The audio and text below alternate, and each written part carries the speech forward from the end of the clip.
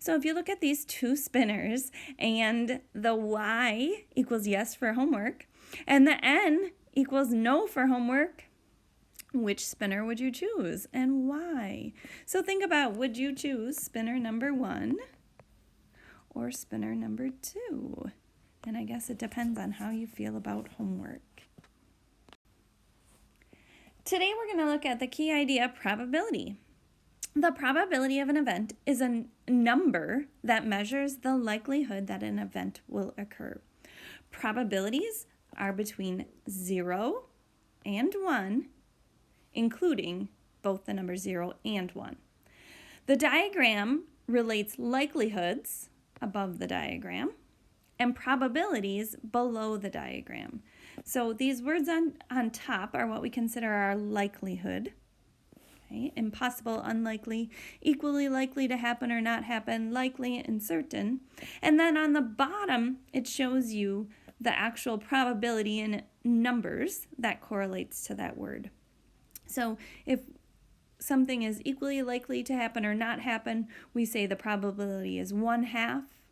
We can say it's 5/10 or 50%. When we look at this, it says there is an 80% chance of thunderstorms tomorrow. Describe the likelihood of the event. So the probability is 80%. We're being asked to describe the likelihood, which means you're equating a word with this number. So if we think about 80% on our scale, it would be somewhere in here. If we put on 80%. And so we would say it is likely if it's 80%. We're right in that kind of range of likely. All right, 2 more. Describe the likelihood of the event given its probability. Again, we're looking at the probability, the number, and deciding which word we'd use to describe that. So if the probability that you land a jump on your snowboard is 1/2 or 1 out of 2, we're right in this range. And so we would say it is equally likely to happen or not happen. A lot of times you hear people say that would be a 50-50 chance of you landing that jump. Number 2 says there is a 100% chance that the temperature will be less than 120 degrees Fahrenheit tomorrow. So if our probability is 100, we go over to that side, the far right side, and the word we would use for this one is certain. It is certain that the temperature will be less than 120 degrees Fahrenheit tomorrow.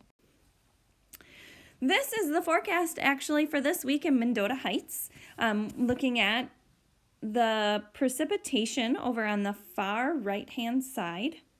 So you can see over here. We can use these percents to actually then use the word that might tell us something about the likelihood. So right here, on Monday, the precipitation was a 25% chance. So if we look on our scale, our diagram up here, at 25% chance, we'd say it's unlikely that it's going to rain.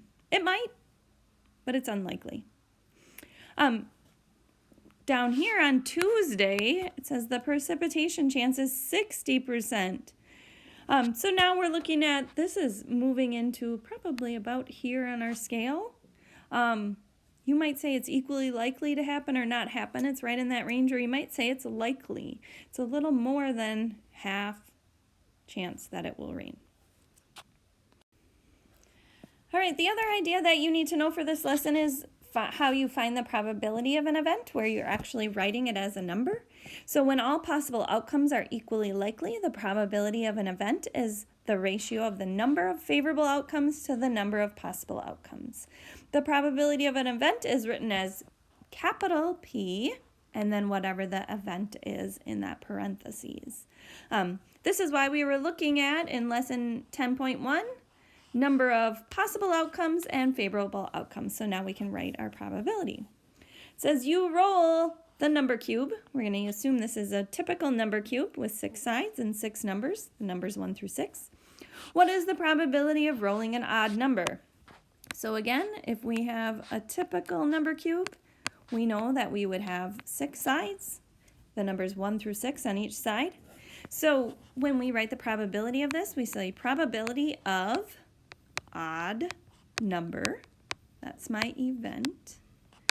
And the number of favorable outcomes, well, here's 1, 2, 3 favorable outcomes, 3 numbers that are odd. So I'd write 3 on the top. And then there are 6 possible outcomes. So I'd write 6 on the bottom. I simplify this to get 1/2. The probability is 1/2. I can write it as a decimal, 5/10, or I can write it as a percent, 50%. My probability of rolling an odd number is 50%. All right, roll the number cube. What is the probability of rolling a number greater than 2? So again, I want to look at all my possible outcomes on my regular number cube. 1, 2, 3, 4, 5. I'm going to write the probability of a number greater than 2. And so again, on the top, I'm going to write the favorable outcomes. So the numbers that are greater than 2 would be 3, 4, 5, 6. So there are 4 favorable outcomes out of a total of 6 outcomes. I simplify that, and that is 2/3 is my probability. What is the probability of rolling a 7 on a regular number cube? So the probability of rolling a 7. I'm going to write my favorable outcomes on the top. Well, there are no 7s, so there are 0 favorable outcomes out of 6 total outcomes. So I would say it is 0 out of 6. I can write that again just as a whole number, or if I want to write that as a percent, I can do that as well.